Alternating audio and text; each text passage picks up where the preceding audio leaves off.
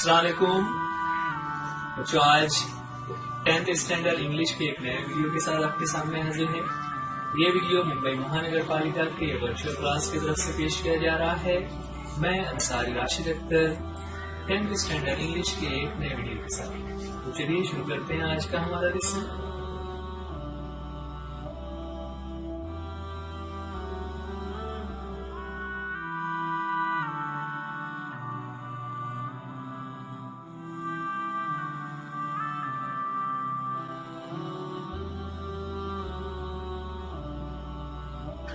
आज 10th standard में एक नया चैप्टर शुरू करने जा रहे हैं। बच्चों, आज का जो हमारा चैप्टर है वो बहुत ही हिम्मत अफजा है। हमारे टेक्स्ट बुक में पेज नंबर 71 पर हमारा जो चैप्टर है एन एपिटोम ऑफ करेज, उसे लेकर आपके सामने हाजिर हैं मैं Ansari Rashid Akhtar. 10th standard English का नया लेसन उर्दू मीडियम स्टूडेंट्स के लिए। चलिए शुरू करते हैं आज का चैप्टर। पहले हम लेते हैं वार्मिंग अप एक्टिविटीज, जिसमें चिट चैट सेक्शन में एक कोड दिया हुआ है। कोड है A strange truth, handicapped are those who refuse to take up challenges even with all their senses and physiology in perfect condition। क्या कहा गया कि एक बहुत ही हैरत अंगेज बात है, एक हैरत अंगेज सच्चाई है। सच्चाई क्या है? handicapped are those who refuse to take up challenges even with all their senses and physiology in perfect condition। बच्चों, यहाँ पर जो ये कोड दिया हुआ है उसका मीनिंग हमें समझना है और उस पर हमें डिस्कशन करना है क्लास में। लेकिन चूंकि हम लोग अभी क्लास नहीं ले रहे हैं, ऑनलाइन क्लासेस चल रही हैं, इसलिए हम डिस्कस तो नहीं कर सकेंगे, लेकिन उसके मीनिंग को हम थोड़ा समझ लेते हैं, है ना। आमतौर से जो हैंडीकैप होते हैं ऐसे लोगों को कहा जाता है जो जिस्म से उनका कोई हिस्सा काम करने के अहल ना हो, यानी जिस तरह बाकी लोग उस हिस्से से काम कर पाते हैं, कोई शख्स ऐसा है जो उस हिस्से से काम ना कर पा रहा हो तो उसे हम हैंडीकैप कहते हैं ना। आमतौर से जैसे किसी के पैर पे कोई नुक्स आ जाए जिसे हम लंगड़ा कहेंगे तो वो हैंडीकैप कहलाते हैं। इसी तरह किसी को नजर की कमजोरी हो, कोई बोल नहीं पाता हो, किसी का हाथ टूटा हुआ हो, तो इसे भी हम हैंडीकैप कहते हैं। लेकिन यहाँ पर एक बहुत ही हैरत अंगेज बात बताई जा रही है। वो क्या है कि हैंडीकैप दरअसल ऐसे लोग होते हैं जिनका जिस्म और सोचने समझने की सलाहियत तो सही होती है, लेकिन वो मुकाबला करने से डरते हैं, वो चैलेंजेस का सामना करने से डरते हैं।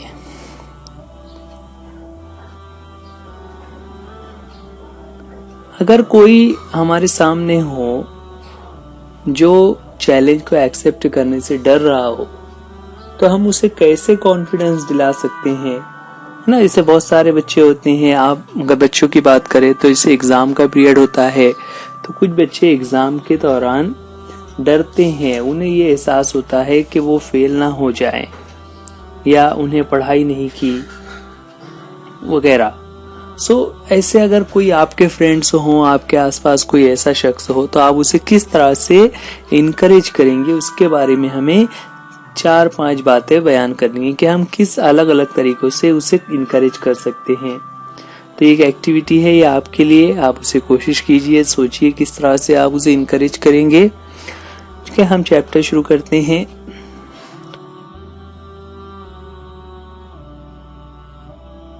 आज का हमारा जो चैप्टर है एन एपिटोम ऑफ करेज। यहाँ पर एक पिक्चर हमारे सामने है। आप में से बहुत सारे बच्चे इस पिक्चर को जानते होंगे। ये है डॉक्टर स्टीफन हॉकिंग्स, उन्हीं के बारे में चैप्टर है। चैप्टर के शुरुआत में ब्रैकेट में कुछ बातें लिखी हुई है, पहले वो पढ़ लेते हैं। We often tend to hide behind our weaknesses, disabilities, handicaps, or mourn over them our whole life through. Dr. Stephen Hawking, one of the greatest scientists of this century, did not do so. In spite of suffering from a very rare and dreaded disease, Dr. Hawking continued his research undaunted.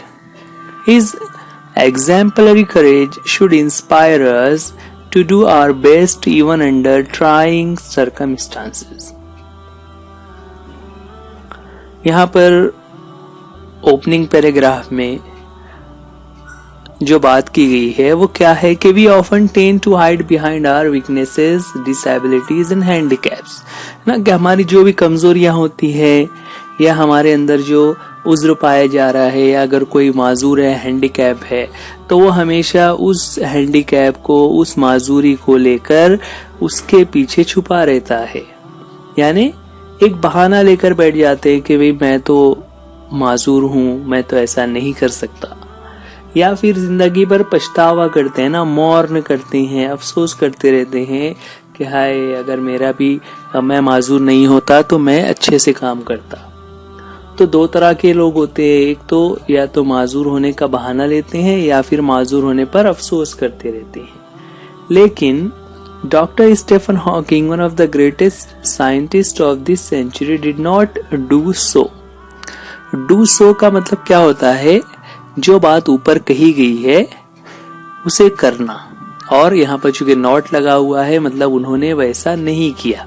यानी ऊपर जो दो बातें आई कि handicap है तो उसका रोना रोना है या उसी को लेकर बैठे रहना है, तो स्टीफन हॉकिंग ने ये दोनों ही काम नहीं किए। In spite of suffering from a very rare and dreaded disease, Dr. Hawking continued his research undaunted. हालांकि डॉक्टर हॉकिंग को एक बहुत ही अजीब बीमारी हो गई थी जो कि बहुत ही रेयर है, यानी बहुत कम लोगों को ये बीमारी होती है और ड्रेडेड है, उसमें जान जाने का खतरा होता है, एक जानलेवा बीमारी है। इस जानलेवा बीमारी के बावजूद उन्होंने अपनी रिसर्च को जारी रखा और his exemplary courage should inspire us, है ना, एक्सेम्पलरी यानी ऐसी एग्जाम्पल, ऐसी एक मिसाल उन्होंने हमारे सामने कायम की हुई है कि उस मिसाल को देखकर हमें हमेशा इंस्पायर होना चाहिए to do our best even under trying circumstances, है ना। ट्राइंग का मतलब यहाँ पर है मुश्किल हालात, कि मुश्किल हालात में भी हमें हमेशा उनकी मिसाल को देखकर हौसला मिलना चाहिए, हमें हिम्मत हासिल करना चाहिए। ये ओपनिंग पैराग्राफ में एक बातें हैं। अब आते हैं डॉक्टर हॉकिंग की तरफ कि डॉक्टर स्टीफन हॉकिंग कौन है और उनके बारे में कुछ बातें। Exactly 300 years after the death of great scientist Galileo, Dr. Stephen Hawking was born in Oxford, London on the 8th day of January 1942. नीचे जो तस्वीर है वो साइंटिस्ट गैलीलियो की है, जिन्होंने टेलीस्कोप बनाया था जिसके जरिए से वो चांद का मुशाहिदा कर सकते थे। तो जिस वक्त उनका इंतकाल हुआ उसके एग्जैक्टली 300 साल गुजरने के बाद doctor Stephen Hawking was born in Oxford, London, ना, इंग्लैंड के लंदन शहर के ऑक्सफोर्ड इलाके में उनकी पैदाइश हुई। It was 8th day of January 1942, यानी 8 जनवरी 1942 को उनकी डेट ऑफ बर्थ है। Little did his parents know that one boy would be hailed as one of the greatest scientists of this century. ना। Little did his parents no, ये एक तरीका होता है कि जैसा हम कहते हैं ना, किसे मालूम था कि ये आगे चलकर ऐसा होगा। तो ये जो हम उर्दू में फ्रेज कह रहे हैं उसी तरह इंग्लिश में फ्रेज यूज किया हुआ है। Little did his parents know that one boy would be held as one of the greatest scientist ना। हेल्ड का मतलब होता है शोहरत पाना, बुलंदी पर पहुंचना, उसकी पहचान बन जाना ना। कि किसे पता था कि आगे चलकर ये लड़का जो है वो एक बहुत बड़े साइंटिस्ट के तौर पर, greatest scientist of this century ना। ये जो 20वीं सदी चल रही है, 20वीं सदी का सबसे अजीम साइंटिस्ट के तौर पर उसे याद किया जाएगा। Neither could anybody imagine that his mind would soar up into the space like light. और किसी ने ये भी नहीं सोचा था कि उसका जो दिमाग है, his mind would soar up. soar up का मतलब होता है fly high, ऊपर उड़ना, है ना। उसका जो दिमाग है वो खिला में जाएगा। खिला में जाएगा मुराद यहाँ पर ये इसलिए कह रहे हैं क्योंकि डॉक्टर स्टीफन हॉकिंग ने खिलाई मसनूआत के बारे में ज्यादा रिसर्च की है।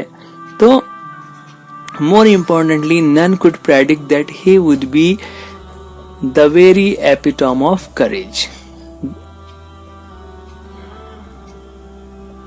और किसी को ये नहीं पता था कि ये लड़का आगे चलकर एक मिसाल बन जाएगा लोगों की हिम्मत बढ़ाने के लिए, लोगों की हौसला अफजाई करने के लिए।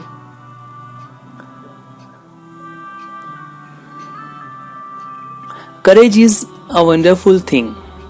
It is that quality which makes people not lose heart when faced with a great calamity.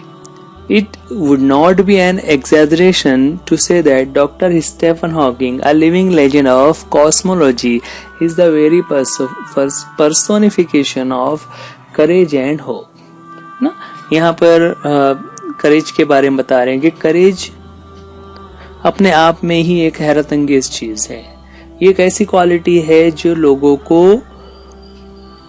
वो हिम्मत दिलाती है कि कितना ही मुश्किल हालात आ जाए आपको डोंट लूज हार्ट, यानी हिम्मत नहीं हारना है with a great calamity. Calamity यानी मुश्किल हालात। It would not be an exaggeration ना, ये कोई मुबालगा नहीं होगा। एग्जेजरेशन यानी मुबालगा।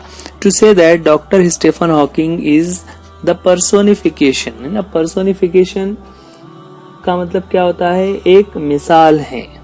क्या आज अगर हम बात करें करेज और होप की, हिम्मत और उम्मीद के बारे में, जब भी बात होगी तो डॉक्टर स्टीफन हॉकिंग की मिसाल ली जाएगी। और यहाँ पर एक चीज और है, a living legend of cosmology. Cosmology the study of origin and development of the universe, कि कायनात किस तरह से बनी, कायनात में क्या क्या हो रहा है, ये तमाम चीजें कॉस्मोलॉजी में स्टडी किया जाता है।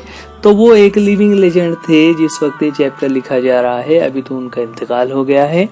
डॉक्टर स्टीफन हॉकिंग एक मिसाल है। Except his mind his whole body is bound to a wheelchair thanks to a cruel quirk of fate ना। यहाँ पर एक ये तंजिया जुमला है कि किस्मत की ऐसी मार उन पर पड़ी जिसकी वजह से his whole body is bound to a wheelchair, कि वो व्हील चेयर पर बैठे हुए हैं। जैसा कि अभी हमने पीछे पिक्चर में भी देखा कि वो व्हील चेयर पर बैठे हुए हैं क्योंकि उनकी पूरी बॉडी काम करना बंद कर चुकी है। Yet he is one of the greatest scientists of this century ना। क्वर्क ऑफ फेट का मतलब क्या होता है? किस्मत की मार, जिसे हम कहेंगे कि किस्मत ने उन पर ऐसा पहाड़ तोड़ दिया या किस्मत ने उसमें आसमान गिरा दिया जिसकी वजह से उनकी पूरी जिंदगी ही बदल गई। तो उनकी जिंदगी इस तरह से बदल गई, उसके बावजूद वो एक अजीम साइंसदान के तौर पर काम करते रहे। He has been the greatest scientist of this century. आगे उनके बचपन के बारे में कुछ बातें बता रहे हैं कि an average child Stephen grew up to be a normal teenager full of mischief and lots of love for music and mathematics. एक आम बच्चे की तरह स्टेफन जो है वो जब बड़े हो रहे थे तो full of mischief and lots of love for music and mathematics. तो जिस तरह एक बच्चा होता है, एक लड़का होता है, वो शरारती होता है, उसे म्यूजिक और स्कूल में मैथ्स वगैरह अलग अलग सब्जेक्ट्स पसंद होते हैं, स्टीफन हॉकिंग भी इसी तरह से बड़े हो रहे थे। He grew up.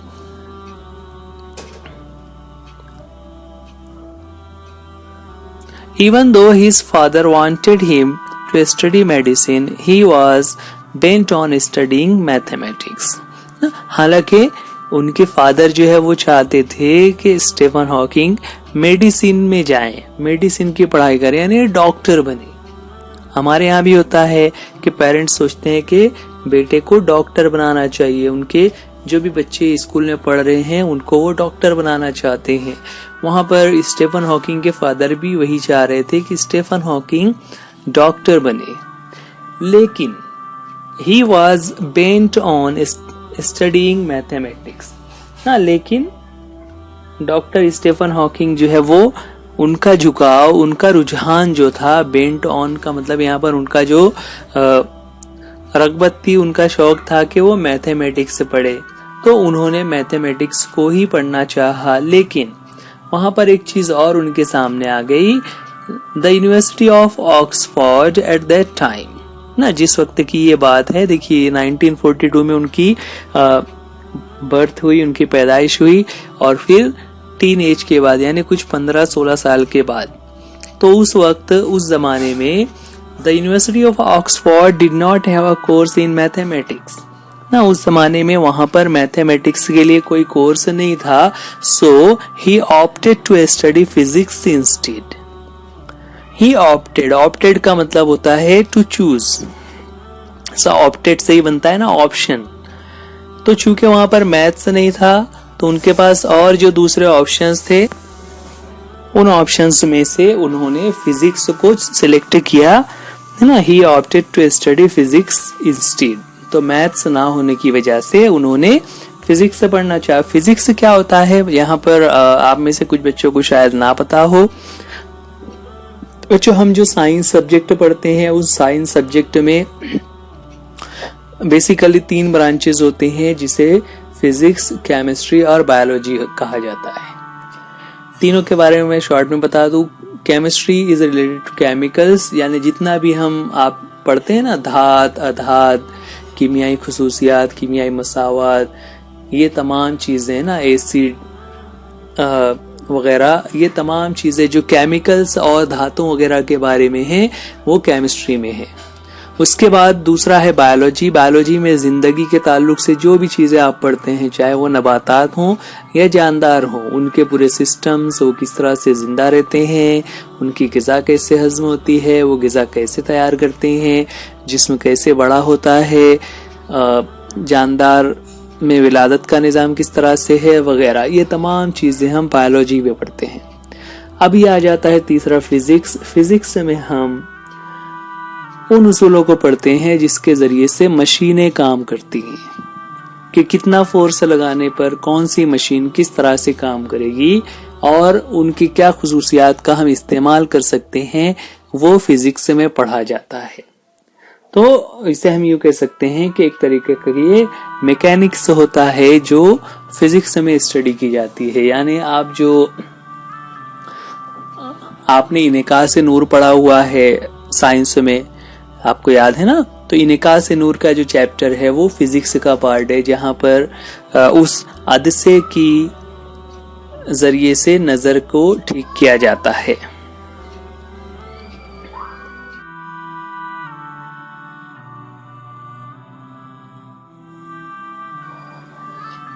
आगे बढ़ते हैं। At the age of 17 Stephen started noticing that he was becoming increasingly clumsy and even fell down a couple of times for no reason। देखिए यहाँ पर अब उसकी लाइफ में चेंज आना शुरू हो गया। एट द एज ऑफ 70, जब वो 17 साल के हुए, तो उन्होंने नोटिस किया कि वो क्लमसी हो रहे हैं। क्लमसी यानी बिल्कुल यानी एक अनाड़ी होते जा रहे हैं, यानी ऐसा लगता है जैसे उनको कुछ समझता ही नहीं है, कि क्या करना चाहिए, कैसे चलना चाहिए, कैसे बात करनी चाहिए। इस तरह के उनके अंदर चेंजेस आना शुरू हो गए। उनके अंदर की जो सलाहियतें थी वो कम होना शुरू हो गई। Even he fell down a couple of times for no reason.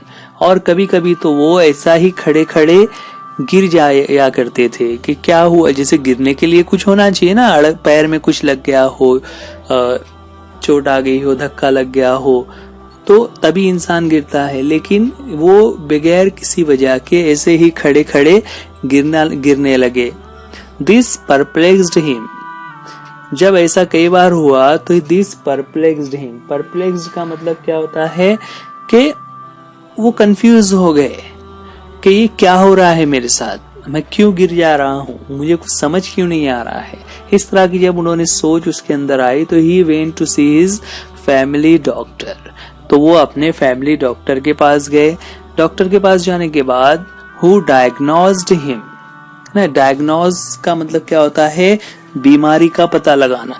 तो who diagnosed him as suffering from. Suffering का मतलब होता है बीमारी में मुब्तला होना। तो डॉक्टर ने ये पता लगाया कि वो किस बीमारी में मुब्तला है, और फिर उन्होंने बताया कि an extremely rare disease. An extremely rare disease, वो एक बहुत ही रेयर डिसीज में है ना, रेयर यानी बिल्कुल जो बहुत ही कम लोगों में पाई जाती है, बहुत ही नापैद है, ऐसी बीमारी उन्हें हो गई है। और उसका नाम दिया हुआ है एलएस और LOU, गैरिक्स डिसीज ना। ये एक डिसीज का नाम है जिससे होता क्या है, that affects the nervous system and eventually weakens all the muscles of the body. इसकी वजह से हमारा नर्वस सिस्टम जो है वो डिस्टर्ब हो जाता है। नर्वस सिस्टम आपने साइंस में पढ़ा हुआ है, आसाबी निजाम ना, यानी जिसकी एक मिसाल यूं ले ले कि हमारे हाथ में अगर कोई चीज चुभती है तो हमारे दिमाग में फौरन उसका सिग्नल जाता है। तो ये जो सिग्नल पहुंचने का सिस्टम है इसे नर्वस सिस्टम कहते हैं।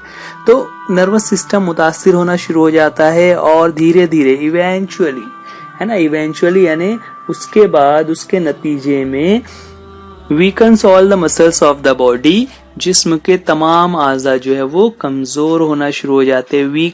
वीक से बना हुआ है वीकन्स ना, जिस्म के तमाम आज़ा कमजोर होना शुरू हो जाते हैं।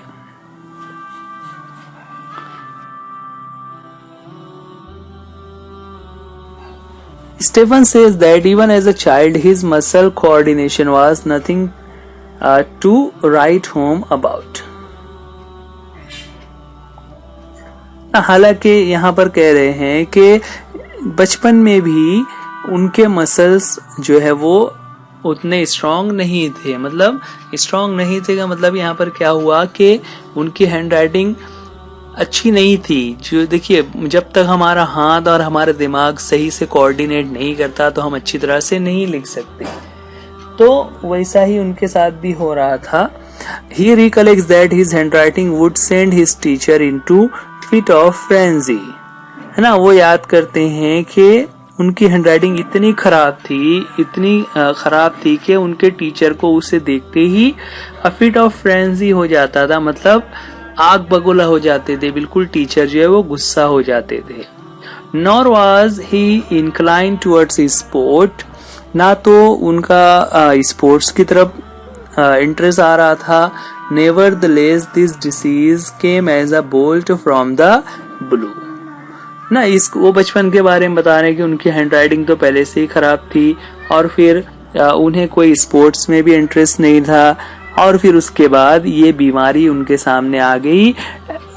As a bolt from the blue, ये फ्रेज है जिसका मीनिंग दिया हुआ है अ सडन अनएक्सपेक्टेड शॉक और सरप्राइज, यानी अचानक से जिसके बारे में सुनकर झटका लग जाए, शॉक हो जाए कि ये मुझे क्या हो गया ना। जैसे कभी होता है ना, किसी की अचानक डेथ हो जाए तो उस फीलिंग को कहते हैं अ bolt from the blue. Blue का मतलब होता है आसमान, यानी आसमान से कोई कहर नाजिल हो जाना, कोई मुसीबत हाजिर हो जाना।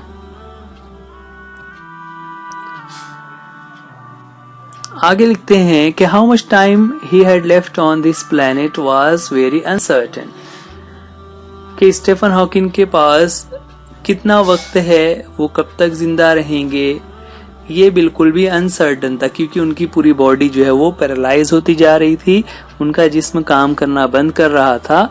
तो जाहिर सी बात है, जब जिस्म काम नहीं करेगा तो जिंदा कैसे रहेंगे, इसकी कोई गारंटी नहीं रहती। It becomes uncertain. The prognosis was bad and the doctors said they could not do much.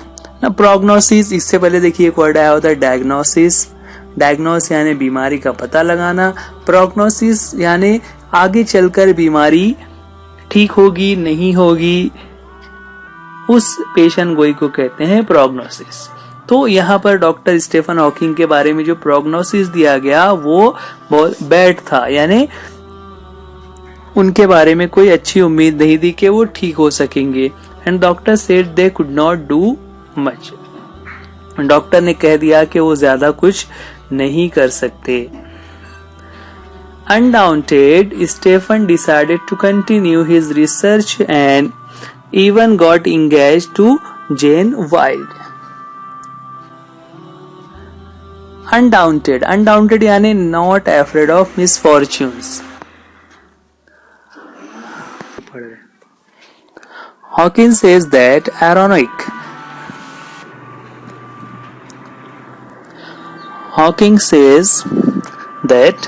ironic as it may sound, it is at this dismal stage he began enjoying life the most. है ना, यहाँ पर Hawkins अपने बारे में एक बहुत ही ironic बात करते हैं कि एट दिस डिस्मल स्टेज, कि इस नाजुक हालात में भी, जैसा कि यहाँ पर हो रहा था कि उनकी जिंदगी इस तरह से मुश्किल हालात का सामना कर रही थी, उसके बावजूद वो कहते हैं he began enjoying life the most, कि अब उन्होंने जिंदगी को एंजॉय करना शुरू कर दिया। This he says was because he started living life for the moment and continued his doctoral research work with renewed vigor। है ना, वो ऐसा क्यों कह रहे हैं? Because he started living life for the moment, उन्होंने एक एक पल को जीना शुरू कर दिया। यानी उन्होंने अब, जैसा होता है ना आमतौर से हम लोग एजुकेशन में एक लाइफ होती है कि अलग अलग कोर्सेज कर रहे होते हैं, एक के बाद एक अगली क्लास में बढ़ते जाते हैं, तो यहाँ तक तो वो वैसे ही आ गए थे। लेकिन अब यहाँ पर आने के बाद जब उन्होंने रिसर्च का काम शुरू किया, तो रिसर्च में उन्होंने पूरी तरह से अपने आप को वक्फ कर दिया, और जब उन्होंने वक्फ कर दिया तो इस तरह वो उसे एंजॉय करने लगे। He started living life for the moment and continued his doctoral research work with renewed vigor। ना वाइगर यानी एक एनर्जी के साथ, एक रिन्यूड वाइगर यानी आमतौर से जब इस तरह से किसी बीमारी का पता चल जाए तो लोग मायूस हो जाते हैं, लेकिन स्टीफन हॉकिंग ने हिम्मत नहीं हारी, बल्कि एक नई ताकत के साथ, एक नए जोश के साथ उन्होंने अपने रिसर्च वर्क को जारी रखा और अपने काम को आगे बढ़ाया। टू बी कंटिन्यूड, यानी यहाँ पर ये जो वीडियो है उसे हम रोक रहे हैं। इस वीडियो में हमने देखा डॉक्टर स्टीफन हॉकिंग के इब्तिदाई ज़िंदगी के बारे में, कि उनके बचपन से लेके उनके कॉलेज तक का एक मुख्तसर तारुफ यहाँ पर पेश किया गया। उसमें उनकी ज़िंदगी की कुछ बातें हमारे सामने आ रही हैं। आगे रिसर्च के दौरान और आगे की ज़िंदगी में उन्होंने किस तरह से रिसर्च को काम किया, कैसे वो अपने मुश्किलात को पूरा करते रहे, उसके बारे में मज़ीद हम पढ़ने वाले हैं, जो हम पार्ट 2 में पढ़ेंगे।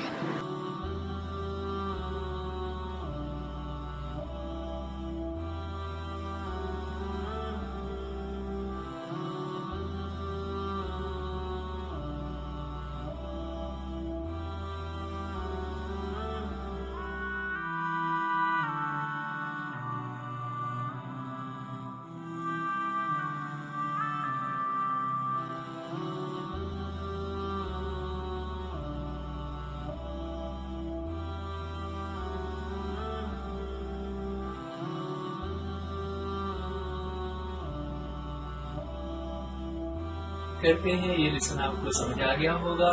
वीडियो देखने के लिए थैंक यू। अल्लाह हाफिज, गुड बाय।